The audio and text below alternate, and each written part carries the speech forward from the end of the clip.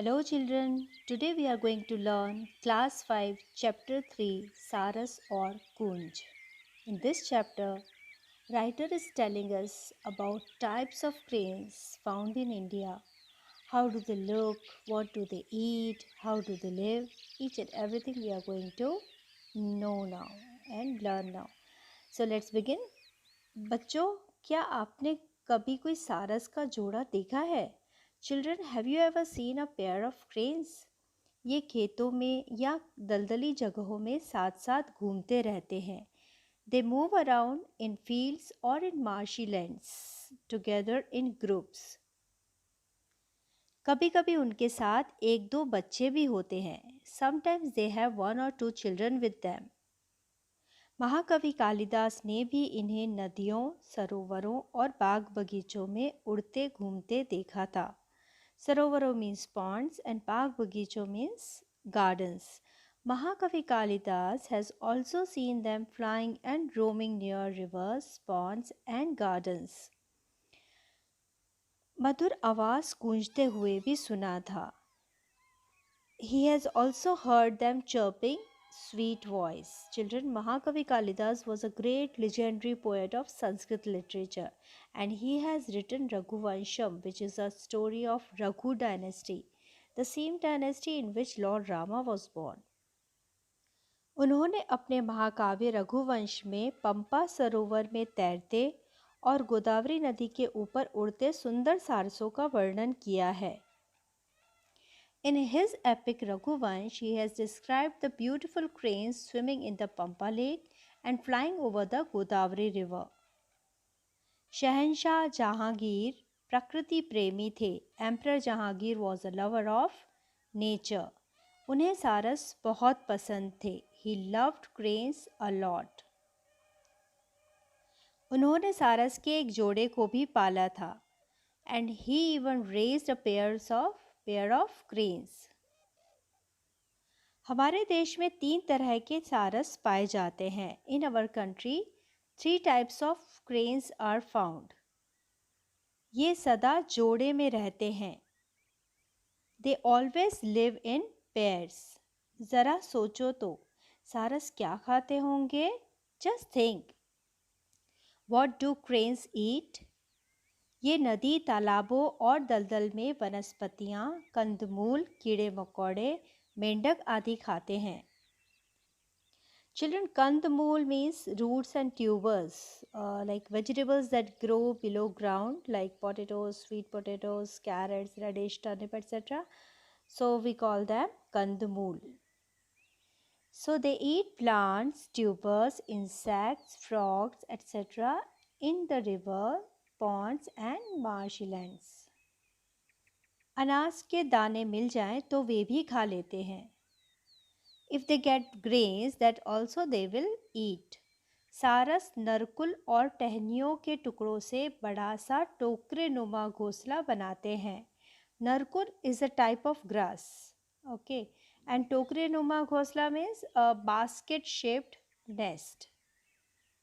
So cranes make a large basket shaped nest with narkul and pieces of twigs. ये बहुत सुरीली तुरही जैसी आवाज़ में गूंजते हैं. गूंजते हैं मीन्स टू दे चर्प.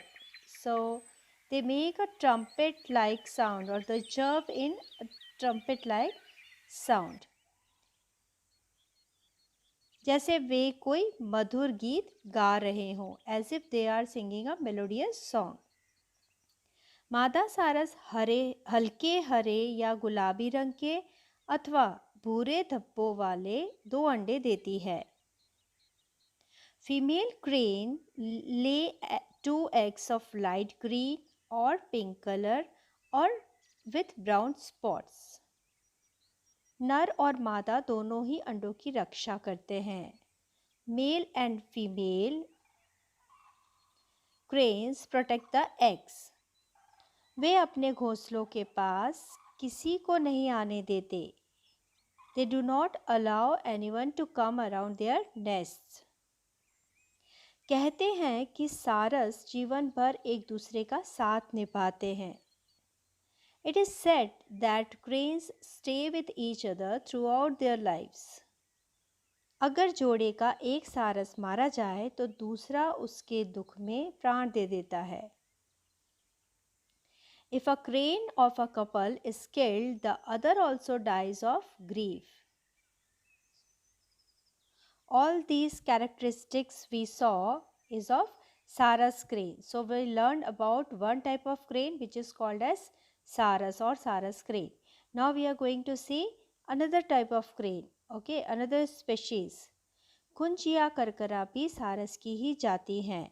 कुंच और करकरा is also a species of crane. ये सर्दियाँ शुरू होते ही हमारे देश में आ जाते हैं. They come to our country as soon as the winter starts. सर्दियों में गेहूं तथा चने के खेतों में इनके बड़े बड़े झुंड दिखाई देते हैं. Large flocks of them are seen in the fields of wheat and gram in the winter season. कुंच दक्षिणी यूरोप, उत्तरी अफ्रीका, मंगोलिया और उत्तरी तथा मध्य एशिया से यहाँ आते हैं. Conch comes here from southern Europe, North Africa, Mongolia and North and Central Asia.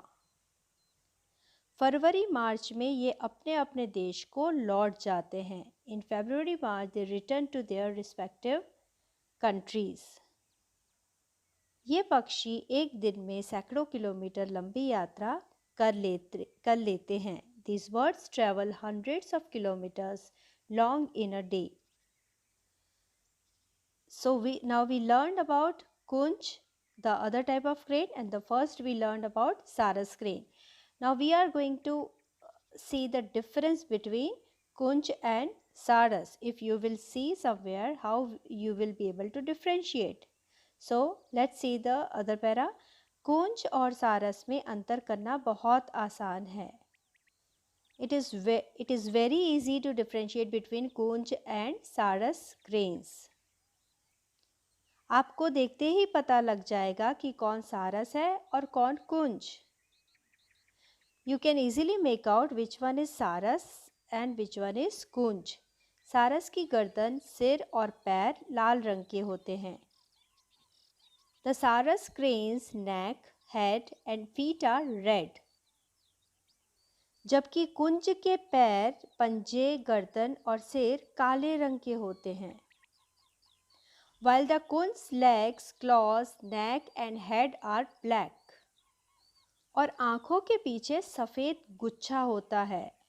And they have a white tuft behind their eyes. सारस की तुलना में कुंच छोटा भी होता है. The kunch is also smaller than the Saras crane. ध्यान से देखेंगे तो गर्दन के लंबे काले पंख नीचे छाती पर भी फैले नजर आते हैं. If you look carefully, then the long dark wings of the neck are also spread on the chest below. ठंड शुरू होने पर सामान्य सारस भी बड़ी संख्या में हमारे देश में आ जाते हैं. Here we are going to learn about the third type of cranes which are called common cranes.